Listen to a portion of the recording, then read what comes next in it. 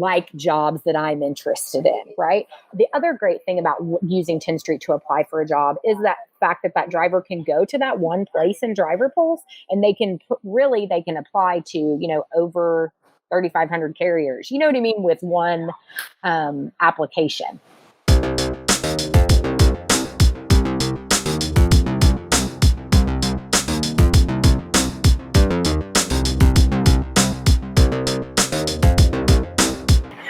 Welcome back to another episode of Just Truck It with Sean and Scylla. This time we got some really great speaker. She's amazing. Sean, let us know who this woman is. So I met this individual a long time ago when I was running a truck driving school. I dealt with her hiring drivers out of the school. I've also dealt with her after the fact when she went to another company called Tenstreet, and they're very crucial to the trucking industry, that company, because pretty much a majority of all your trucking companies use them for your application. So you fill out an application with one company. Typically it's through an Intella app, which is basically Tenstreet's application for that carrier. And it's basically a dashboard for that company to use to be able to, kind of get your information, be able to run things, get things taken care of. They can get stuff done behind the scenes. And so it's such a big, a great company. And Marilyn is going to be joining us today. And she's a very key, important role there, getting companies onboarded, helping train drivers, train companies. She goes and deals with a lot of the issues and problems at conventions and associations in the trucking industry and helping solve them. So we're going to be bringing on Marilyn. Yes, she gives us lots of information. Like he said, Tenstreet, conventions, what to look for, so much more. And if you have any questions for her about Tenstreet or about anything she speaks of, just comment below. Let us know. We'll definitely get her back on so she can answer it for you, as well as subscribe above. And can't wait for you guys to listen up. Absolutely. And make sure you leave comments about any other topics you'd like for us to discuss. Yeah. But here we go with Marilyn.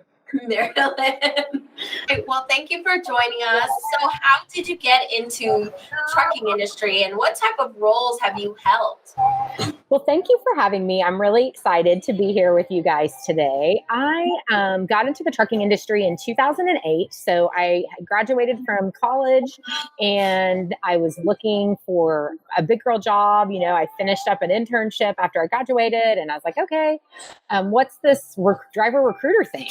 I can call truck drivers, sure. So I started working at Mountain Truck Lines as a lead generator, which is like really the entry level job in recruiting.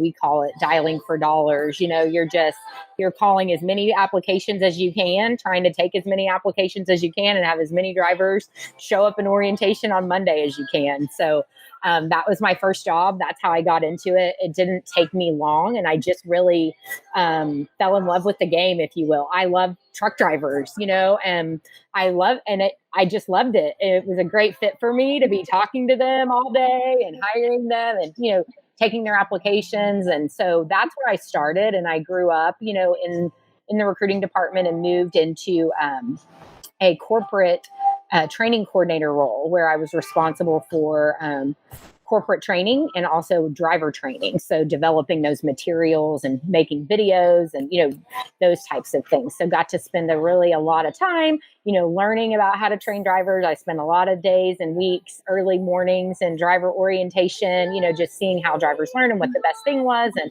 recording a lot of videos and, learning so much about our industry and just about drivers. And then I moved into an employee services manager role, which is where I met Sean. and started our field recruiting program. And we started a National Department of Labor veteran apprenticeship program, and did a lot of stuff there. In that role, I worked, I was in charge of our corporate communications and like our social media and also driver retention. And then I spent a lot of time working on our office side too and hiring. I was responsible for our corporate recruiting and corporate training and all like corporate events and all of those types of things. So I spent a lot of time with drivers, but also with the folks inside of an organization that support drivers, and I've been at Tenstreet now for 2.5 years, and that's been great for me.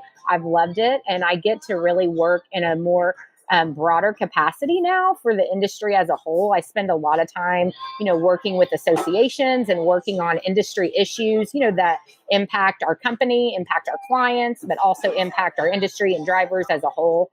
I also work on our driver training library. So we have a library of almost 200 training titles that we've created in the last year and a half. Really since COVID started, we've created it. And so we're really proud of that. And I get to work with a lot of clients and prospects and help them with their driver orientation and kind of digitize that and get that set up. What does that orientation process look like? I get to work with our product team and, kind of developing safety ideas and, how does the system work really from a driver life cycle, nose to tail perspective to make it work for companies. So just a lot of really fun stuff. I'm really lucky, I think, in the role that I have now. And I was really lucky in the role I had at Melton to just get to work in this industry. I love it. I wouldn't want to be doing anything else. So thanks for letting me share it. Yeah, you've actually done quite a bit. I know for the industry, you've been really involved with the trucking associations, conventions, just all around. Really in depth into the trucking industry and learning and helping. Yeah, it's appreciated. So, with that being said, I know like we just said, you've done a lot of those. And what are some interesting things that you've learned? And what are you excited about? Yeah, so it's really, that's a great question. And so when Mountain Truck Lines is a large flatbed carrier, they have over 1,000 trucks. And so when I spent, my time there, I kind of didn't even really think on it with any type of regularity about trucking companies that were smaller than that. You just kind of assume, oh yeah, there's big trucking companies and this is what happens. So coming to Tenstreet has really helped me broaden my understanding of our industry as a whole. And a lot of those associations have helped me. And what I really have learned and really enjoyed getting to know is what's interesting is I think that trucking is local. We have these national associations and these national meetings, and I think that's amazing and it's great and it's huge. It's great networking and it's great to be able to share the local issues or the regional issues that are impacting you. But when you go to these state trucking association meetings and, there you're really meeting with, Joe Smith of Joe Smith Trucking, right? Who has, maybe 10 or 20 trucks, and he has real issues that are impacting him that some larger carriers that may not even make it to our radar, at a larger carrier, because we got people for that. We already have all of those, processes and those kinds of things in place. And so, and like the issues that they're combating locally, with their local DMVs and, local licensing agencies, and what does that look like? And that has really been fascinating to me. And I think, so cool about our industry is that it really is like, when you go, there's certain things that are impacting our clients and our drivers, and schools, you guys deal with that, in certain counties are different, right? And so I think that's fascinating, and learning about what all those different issues are. And then how do we support at a national level, right? Those issues that really, they impact you locally, but it feeds up to impact us all if we don't deal with that at a local level. Absolutely. Yeah. And I know that you've kind of talked about, Tenstreet. Mm-hmm. So explain to us, a driver, he obviously fills out an application for a trucking company. Can you tell us what happens, like behind the scenes, like what is Hire Ride? What is DAC? What is Tenstreet involvement with this? How does this affect a driver, whether they're experienced? What's the inside scoop? Yeah, no, that's great. Yeah, let me give you the 411 on that. So yeah, you're filling out an Intel app. The first time you fill out an Intel app, which is hopefully, for new entrants into our industry, hopefully that's at truck driving school that you're filling out an Intel app. The reason why you want to fill out an Intel app is because it lets you build your own profile, and that leads us to what happens behind the scenes, right? So once you fill out an application for a carrier, they have your information. You send it, you say, yes, I want to apply to carrier XYZ. You get all that information. Then the carrier has your full Intel app, which is great because they can see a whole picture of you, right?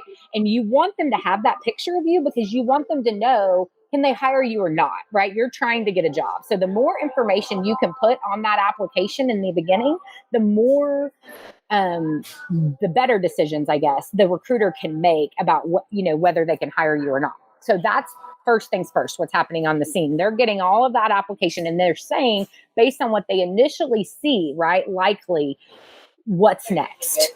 Can they move forward? And if they can move forward, what does that look like? And that's where all of those other things come into place. If they say, oh yeah, this guy's Intel app looks great, he's got all this information, blah, blah, blah, they might go ahead and run that DAC report, or the word that you hear. So we often hear the word DAC in our industry, and that usually just refers to employment history, right? And verifying a driver's employment history. There is an actual report that is a DAC report that is ran through HireRight, right? So only companies who report their termination information to HireRight will show up on your DAC report. Okay. And so most companies, they might use HireRight to run that report. There's also other companies like Driver IQ, Assurant, IIX, ISB Global, that they can use to run those background reports. That's not a DAC report, but it's still often referred to as a DAC report. Does that make sense? Yeah, thanks for clearing that up for everyone. Yeah. And so how Tenstreet is connected to that is we're integrated with those companies I just mentioned. So we don't actually run the reports or anything. We're the plumbing so that recruiters can go out and get those reports in their dashboard without ever having to log out of Tenstreet, right? We don't want them to have to, go to different places and manually, upload information. Now, so depending on what those reports are and what those integrations look like, you can get those reports delivered back to your dashboard. But what Tenstreet will do is we're also integrated like with FMCSA for the PSP. So you can run your, you can run your PSP report through our system. And so that's also something that a company has to run to hire a driver, right? So it may be at a different stage of the process than HireRight, or their DAC report, but they still have to do that. And you mentioned PSP. Can you elaborate on what that is? Yes. So PSP, and I'm going to have to look up what that acronym stands for because I haven't had to say that in a long time. But the PSP is a report that shows all of the DOT violations that a driver has. Okay. And so it's a report. So the difference between that and like an MVR report is that it will show inspection information, right? So warnings. So if a driver gets pulled over roadside, that's on their PSP report. May not be on their MVR, right? If they didn't get a ticket, it's not on their MVR. Right. And it's like, out of service, overweight. Mm-hmm. Yes. It pretty much shows all the accidents, like they got into an accident. Yeah. It shows all of those informations because the government has that behind the scenes. Right. So every time you, as a truck driver, get something that affects you, because your MVR is more for your personal, like your car. That's right. Whereas the for the business, for the job. And that's because of CSA. So CSA was established by FMCSA, and that what CSA did, and that does stand for Compliance, Safety, Accountability. And what that did was issue a score to every carrier, right, based on certain basic categories, and also a score to every driver based on their own personal history, right? So that's important to you as a driver so that you don't want to be working for a company that has bad equipment, because then you might get equipment violations. And that, even when you leave that company, you still keep those violations on your PSP report. Okay, so that's good to know. Yeah, those things stay with you because you're responsible. If you get a ticket while you're driving the vehicle, you're responsible for that. And so that stays on your PSP report. So you want to know future employment, right? Right. And so the next employer is going to review that and say, why do you have these overweight tickets? And so it's important that you know what company scores are, before you go to work there. And how long does it stay on a PSP, or how long does it, I know tickets and accidents, things like that are sometimes, at least as long as it's more than 3 years back, then everybody can usually work with something. How about a PSP? Is there like a freight? So they do roll off, so Okay. in the severity, they have weights, there's points. So it's like the severity of it goes down as time goes on. So that's good. And I think that companies, when they're looking at it, for the most part, are looking at it in the same time frame of things as they are, tickets and things that would be on an MVR, but they do eventually, I think it's 3 years, that they actually come off of that report. So it doesn't show like you're forever, like your MVR, right? Okay. It doesn't stay with you forever, which is good. Awesome. Yeah. And what advice would you say that you think drivers should know when it comes to the whole, what you do with Tenstreet and what you see and what you're involved in, and what are some of the issues the trucking companies are dealing with, with drivers? Yeah. So what I think drivers should know is to ask different questions, than what are the basic things, right? I think that we all know that we want to get paid and we want to drive a nice equipment and we want to have good home time. And of course we do, and you should certainly ask about that. But I think like finding out, think about why you're leaving the company that you're at or why you left. What are those reasons outside of your pay? You probably didn't leave, right, just because of pay. There's probably something else, or just because of home time or just because of benefits or whatever your primary issue that you can identify. I would say think about what are the other reasons, what other things happened that pissed you off at that company, and ask how those things are at that company. And I would also talk to 2 recruiters at the same company. Okay. Why is that? Because I think that we sometimes forget, like where, when we're talking to a lot of recruiters, that we forget like where we're getting that different information. And so we get it overlapping. So once you have it narrowed down to maybe like your top 2 or 3, then talk to somebody else at that same company and just hear the differences, the nuanced differences in, what they might have to say, but then also to solidify and ask your questions that what you think you're signing up for, is what you're signing up for. And hearing that a second time from a second person, I think can help you feel better, just about that decision. Yeah. I mean, that's amazing. Yeah. So you don't feel like you're being sold on something. Right. Yeah. You're hearing everything. And people say things in different ways, right? So I might say it and you might not hear it, Sean, but if someone else says it, then you hear it just fine. And I think that that's very real, and so I think when you can ask the questions a second time to a different person, you just learn more. I mean, I talk about trucking all day, every day, and I still learn something new or say something new every day, so I think that, just having those conversations and like, rest assured, the recruiter wants to talk to you. So never feel like you're bothering the recruiter. They want to hear from you. So engage. The other thing I would say about the process is if a company assigns you something before you are supposed to go to work there, go do the work that they've assigned you.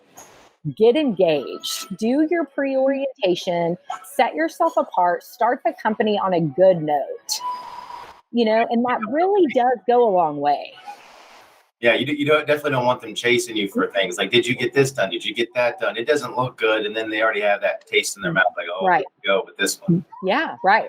And so, and then, what I would say about how to use Tenstreet is, if you have the Driver Pulse app, build your profile so that it's really easy for you to supply those things for a company when they ask. You can store your training certificates right there in Pulse. You can store a copy of your CDL, and your physical, and all of those documents. You can store them there so that when a company asks, all you have to do is just send it over through Pulse. And so make it easy. Yeah. I'm so glad you brought that up, because I do think that's a huge thing for drivers, is the ability for Tenstreet. I know that, when I was a driver, Tenstreet was still there. They've been rocking it for a long time. So I had to use the Intelli app and all my information when I was, showing someone, about the Pulse and everything. And I used mine, pulled it up. It had all my information stored in there from all my previous, driving positions. And so all you do is just basically always updating your resume and not having to find it and then having to add more to it, make sure it's all correct. And I forgot to add this to it. Yeah, everything's in there, because it is hard sometimes to get, I know that you can't have like date gaps and things, and you sometimes work all that out. So having the ability to save it all in there and sign the company releases and sign all of the ease of it, because it's all on your phone, is huge. So tell us more about Pulse and how it benefits a driver with like jobs and things. Okay. So how it benefits you as a driver is, when you're looking for a job, besides the fact, I think that you can store everything there, like you're saying, Sean, you can do all of that, and that's your profile, so those documents stay with you no matter which company you're at, which is also great. But the other thing that is great about using Pulse to find a job is it matches you based on all of those things that we know about you, right? So, but based on your job history, we're going to know what those companies are and what routes are, what are all the things that we know about you. And that's going to give you the best fit for you at the top, right? So using Pulse to find your job. And so that way you can go to a lot of places and apply for a job. But, if you're getting presented with that on Pulse, it's a good fit for you. So it's like, okay, I know that these are probably more like jobs that I'm interested in, right? The other great thing about using Tenstreet to apply for a job is that fact that driver can go to that one place in Driver Pulse, and they can apply to, over 3,500 carriers, you know what I mean, with one application.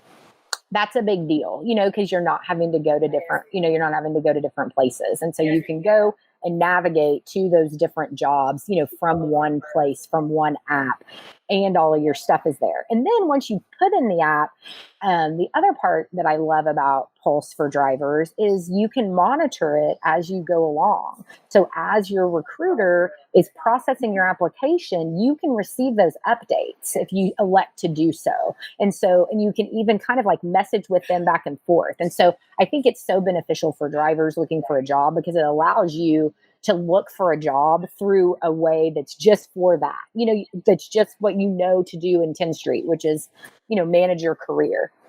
And so it really just allows you to do all aspects of that from one place. And so it's really cool for the driver. Yeah. I mean, I remember running a trucking company in the recruiting department, and we used Tenstreet efficiently, because that's how we posted our current available jobs that we had, and of course, with using that section, you put the hiring area and the radius. This is the area I want to hire out of. For the qualifications I'm looking for. And when you submit all that, obviously, like you said, when someone's pulling it up, the best fits for them and what they're wanting are going to show at the top, because that company is going to show up on there if they're in that hiring area. So you're not trying to worry about, I'm trying to apply with a company that can't even hire me out of this area. So it's very beneficial not knowing, because you're just researching online and trying to find companies. It can be very tedious and hard.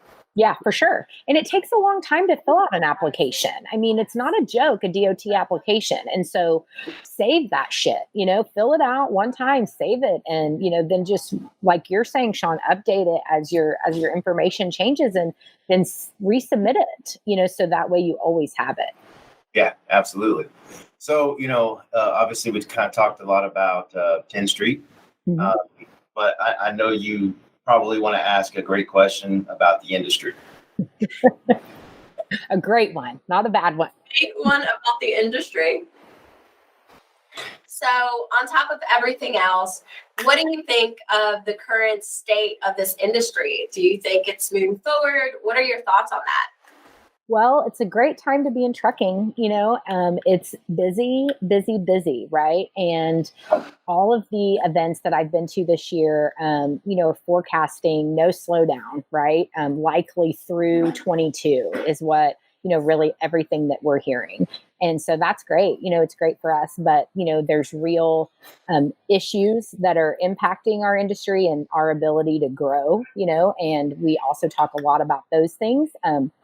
The Drug and Alcohol Clearinghouse, we haven't talked about yet in this program, but that came into effect in 2020, and it's had real impacts on our driver market and our workforce. And one of the, that's something that's obviously being talked about is how do we combat that as an industry, right? 60,000 drivers have been, removed from work, and 50,000 of them have not completed the SAP process to go back to work. So, that's a unique thing that didn't exist before, that's here now, that we have to figure out how do we adapt to this. The clearinghouse is great, right? Because it's, keeping our roads safer, but we have to say, what does that look like? So, one of the things that's being looked at and kind of talked about is, the technology is being developed of how to measure,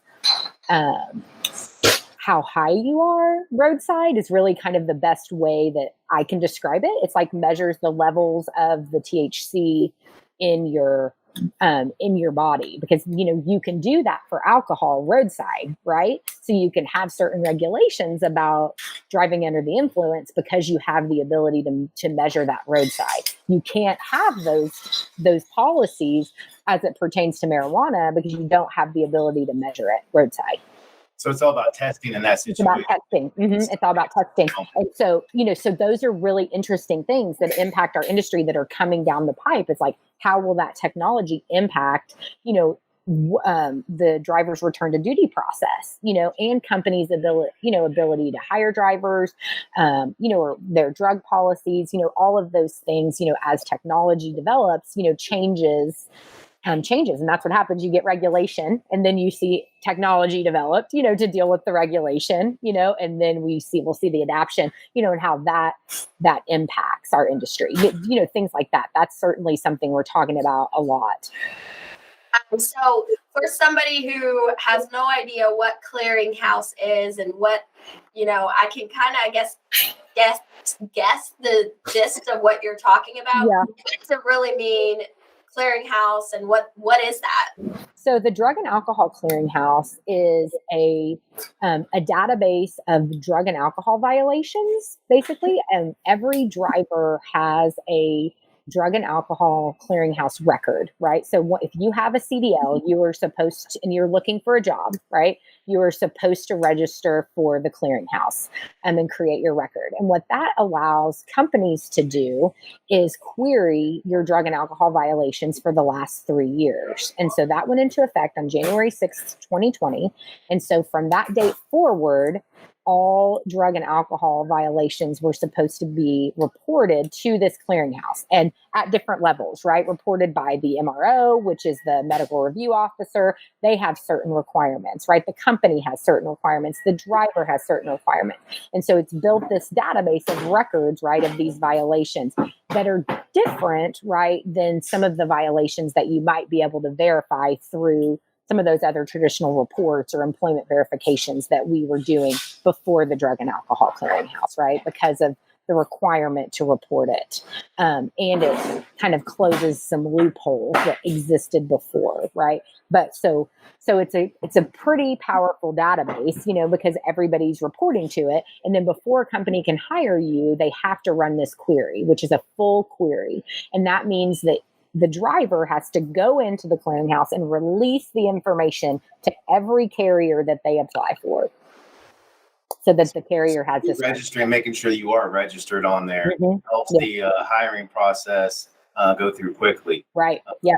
Obviously. And we have a video on Pulse about, how to register for the clearinghouse as a driver, then so you can access those training videos. But yes, like if you're if you have a CDL, go ahead and register. If you're in truck driving school, register, for the clearinghouse. You need to get that clearinghouse record created because you can't get hired until the company that you want to go to work for has that report in your DQF file.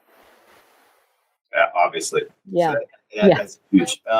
And then I know you're going to talk some more about, the industry as well, but side note here, I know you probably heard about the 18 to 21-year-olds. Mm-hmm.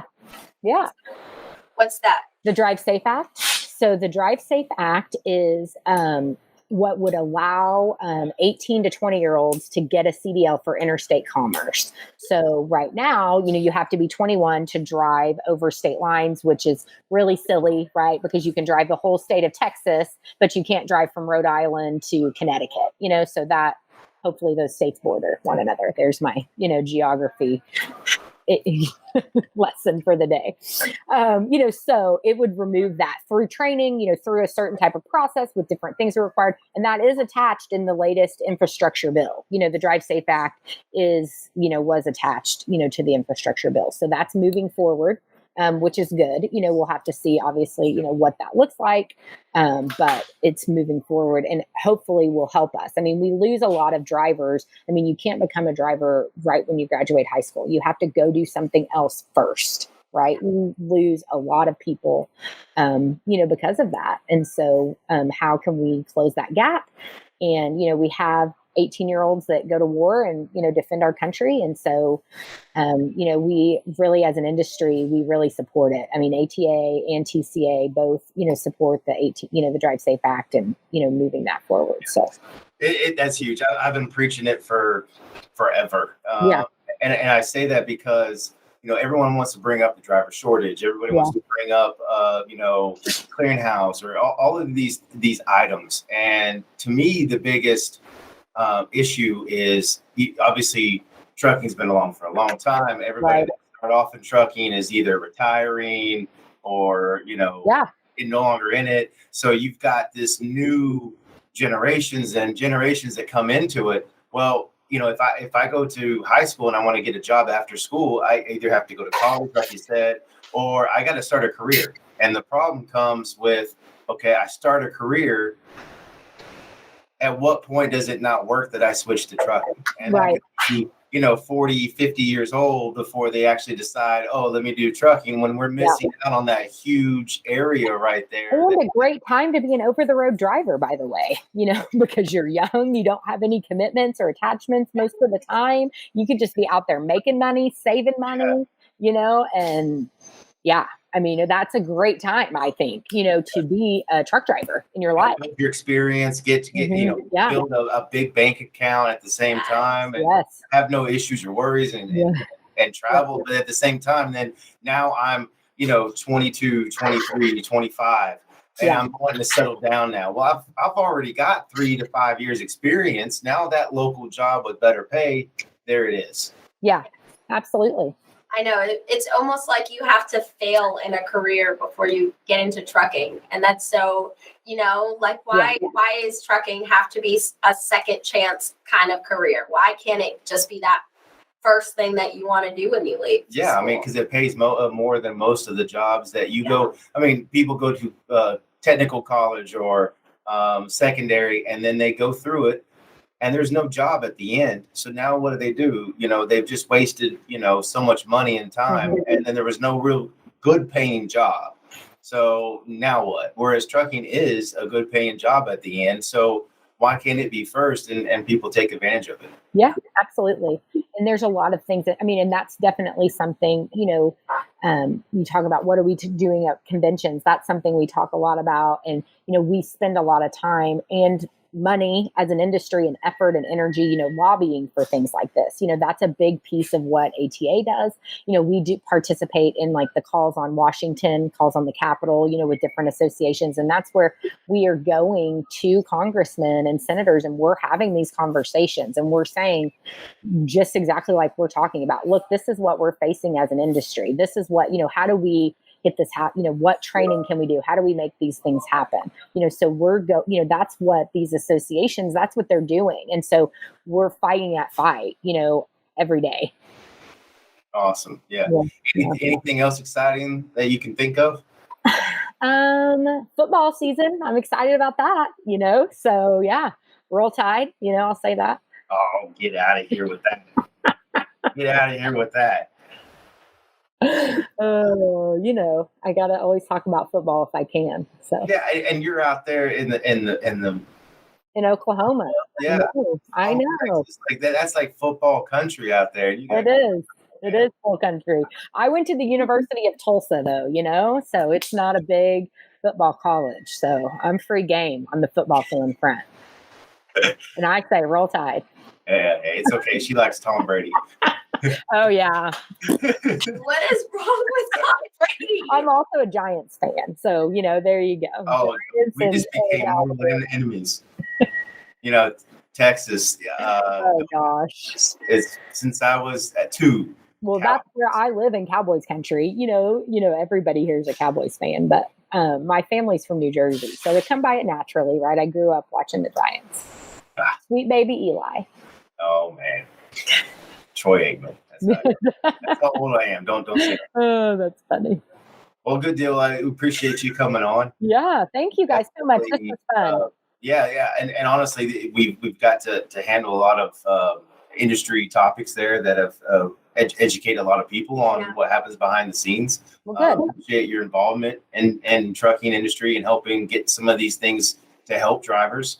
And thank you again for coming on. Yeah, thank you for giving us that info of behind the scenes of what happens after a driver has submitted an application. What happens then?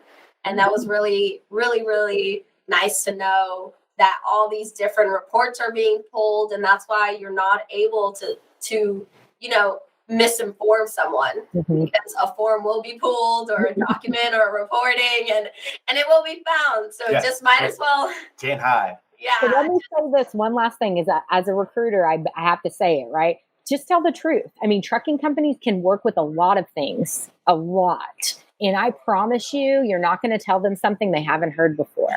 So just be honest, because get it out there and see what they can do. They will find out eventually. So it doesn't benefit you, to not tell them up front. Yeah. Or give them excuses as to why it happened versus taking responsibility. This is it. This is what it did. Yeah. This is where I'm heading now. It goes over a lot better. Absolutely. Well, I mean, you just said clearinghouse caught 60,000 drivers and dropped them. I mean, they thought they were cleared for a good time, and out of nowhere, they had no jobs at the end of the day. So, so they'll definitely be found. So it's really good to know what those things are and what to look out for and how you should act. You can't hide. Well, we lost you just real briefly there, real quick. You froze on us. We're right back. Sorry. But I know we were finishing up here. Definitely appreciate, like I said before, you joining us. And anything else you want to say before we end this special episode? Just thank you guys so much for having me. This is really cool. And, if there's anything you guys want to hear about, let us know. And I'm happy to come back on and talk about anything that I can help inform on. Awesome. Thank you very much. Yeah. All right. Keep getting those drivers to their jobs and those carriers rolling. Right. We appreciate all you do. Thanks, guys. Bye. See you. Well, that concludes our episode of Just Truck It with Marilyn here. So we appreciate you all tuning in. Don't forget to like and subscribe. Yes. Watch out for future, videos that we're going to have with more important players in the industry. We're going to have some people on from the safety side. We're going to have even a company owner on eventually. So there's going to be a lot of great episodes coming to you. So stay tuned. Yes. And comment. Don't forget, comment our questions. so we can definitely address them and let you know all that fun information in trucking world. Exactly. So tune in and just truck it.